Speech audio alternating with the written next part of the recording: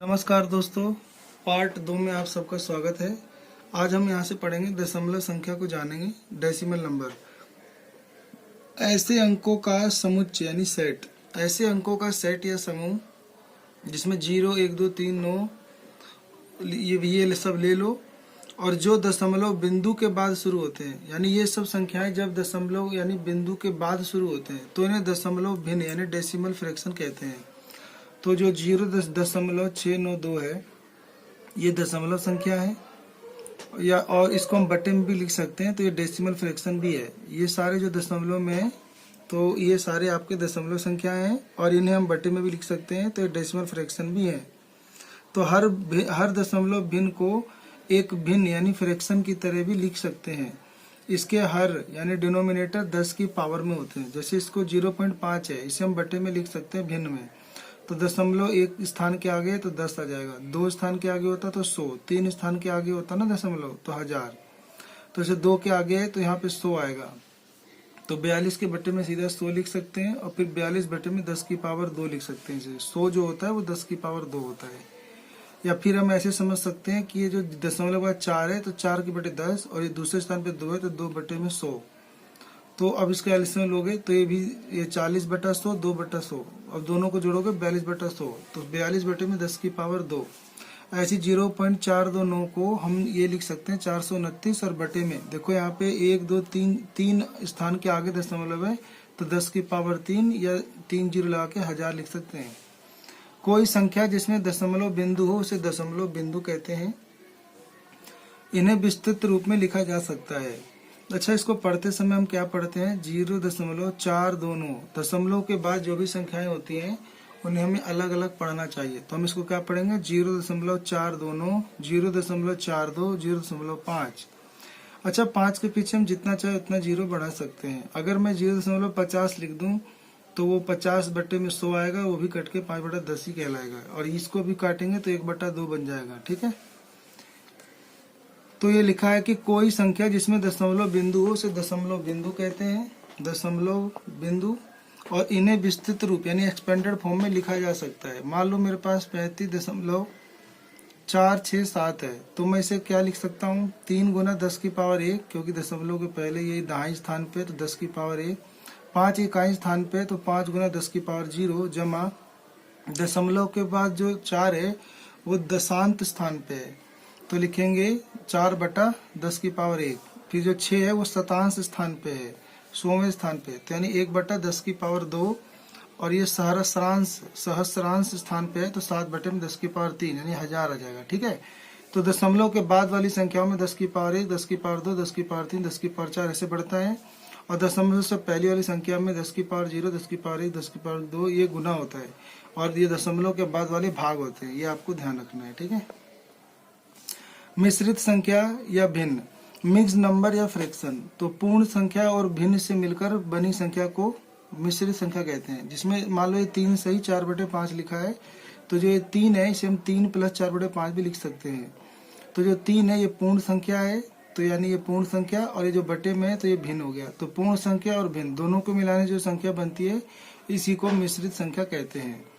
मिश्रित संख्या को एक समतुल्य भिन्न में बदलना, यानी हम इसे बटे में कैसे बदलेंगे, हम इस नीचे वाले को इस किनारे वाले से गुना करेंगे, तो 5 गुना 3 तो 5 या 15, और ऊपर वाला 4 जोड़ देंगे, तो इन्हें गुना करके ऊपर वाला जोड़ देते हैं, तो बन गया ये आपका 15 और 4 19/5। तो इस प्रकार से जो संख्या बनती है उसी को मिश्रित संख्या कहते हैं।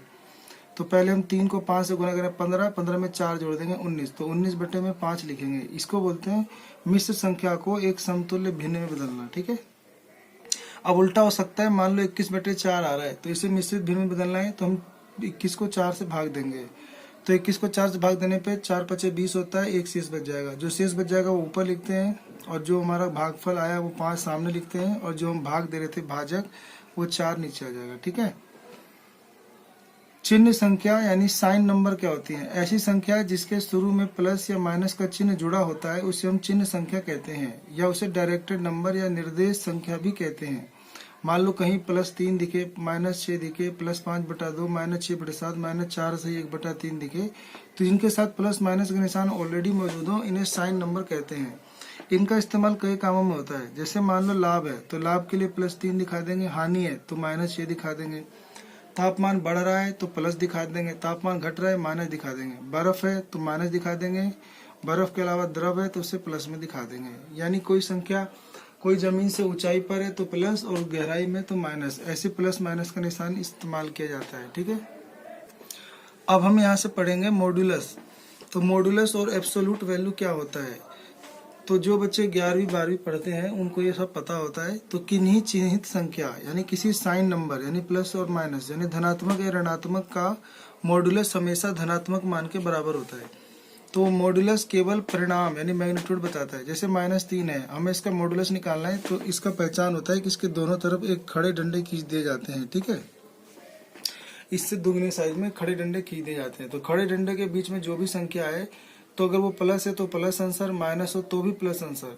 यानी किसी चिन्हित संख्या धनात्मक या ऋणात्मक का मॉड्यूलस हमेशा उसके धनात्मक मान के बराबर होता है। ये -3 है लेकिन मॉड्यूलस निकालने पे ये 3 हो जाएगा। यानी ए होगा तो ए रहेगा, यानी प्लस है तो प्लस रहेगा और माइनस है तो प्लस रहेगा। ठीक है, यानी हमेशा आंसर प्लस में आएगा।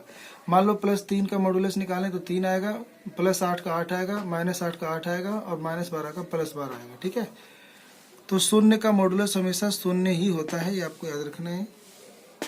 मैथमेटिकल ऑपरेशन ऑन साइन, ये जो कुछ साइन होते हैं ये ना बहुत ही इंपॉर्टेंट होते हैं मैथ के सवाल को हल करने में। कई बच्चे जो है इनको ही नहीं सीख पाते हैं, इसलिए उनकी मैथ कमजोर हो जाती है।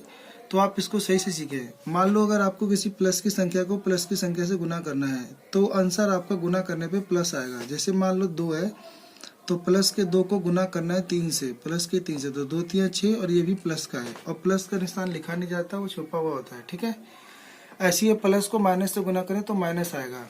तो अगर मान लो कि -2 है, मतलब प्लस का 2 से गुना करना है -3 से, तो प्लस माइनस माइनस और 2 3 6, तो माइनस में 6 आएगा आंसर। ठीक है, माइनस प्लस का गुना करें तो भी माइनस होता है, माइनस माइनस प्लस हो जाता है। जैसे मान लो -3 को गुना करना हो -4 से, तो माइनस माइनस गुना होता है तो प्लस हो जाता है और 4 3 12 हो जाता है। ठीक है, तो +12। ऐसी प्लस को भाग देना हो प्लस से तो प्लस होता है, प्लस को भाग देना हो माइनस से तो माइनस होता है, माइनस की संख्या को प्लस की संख्या से भाग देंगे तो माइनस होता है और दोनों ही माइनस माइनस में भाग देना है तो प्लस हो जाता है। ठीक है, ये आपको ध्यान रखना है। अब यहाँ पे कुछ सूत्र हैं जो आपको समझने जरूरी होते हैं, कई सवालों में काम आते हैं। एक सूत्र है कि प्रथम n प्राकृत संख्याओं का योग कितना होता है। जैसे 1 2 3 प्राकृत संख्या 1 से शुरू होती है ना, तो 1 से लेकर n तक के संख्याओं का जोड़ कितना होता है, उसके लिए क्या फार्मूला है। तो उसके लिए फार्मूला है n ब्रैकेट में n जमा 1 ब्रैकेट बंद बटे में 2। अब ऐसी है कि प्रथम n विषम संख्याओं का योग, अगर विषम संख्या 1 से शुरू होती है, 1 3 5 7 ये सब हो गया, तो मान लो सिर्फ ये 4 ही तक है, 1 2 3 4, तो n का मान 4 ले लेंगे तो n का स्क्वायर यानी 4 का स्क्वायर, 4 का स्क्वायर 16 हो जाएगा। प्रथम n सम संख्याओं का योग हुआ तो n और ब्रैकेट n+1 हो जाएगा। ठीक है, तो जैसे मान लो 2 4 6 8 ऐसे 100 तक है तो लेकिन 100 तक, लेकिन इसमें एक एक अंक छोड़ कर लिखा गया है तो होगा ये टोटल 50। अब हम क्या करेंगे, n की जगह 50 लिख देंगे, फिर n की जगह 50 जमा 1 51, 51 को 50 से गुना करेंगे तो 2550 आ जाएगा। प्रथम n प्राकृत संख्याओं के वर्गों का योग, वर्ग मतलब जैसे 2 का स्क्वायर, 1 का स्क्वायर, 3 का स्क्वायर, 4 का स्क्वायर, ऐसे तो ऐसे कोई n प्राकृत संख्याओं के वर्गों का योग करना होगा तो फार्मूला हो जाएगा n bracket n+1 bracket 2n+1 बटे में 6। और वही अगर प्रथम n प्राकृत संख्याओं के घनों का वर्ग योग हो जाएगा। घन मतलब 1 की पावर 3, 2 की पावर 3, 3 की पावर 3, जिसकी पावर 3 होती है उसे घन कहते हैं। तो घन का योग हो जाएगा n ब्रैकेट n+1 का बटे में 2, n ब्रैकेट n+1 बटे में 2 का होल स्क्वायर हो जाएगा। ठीक है, इतना आपको याद रखना है, यानी जो ऊपर वाली फॉर्मूला था उसी का होल स्क्वायर हो जाएगा तो घन का योग आ जाएगा। ठीक है।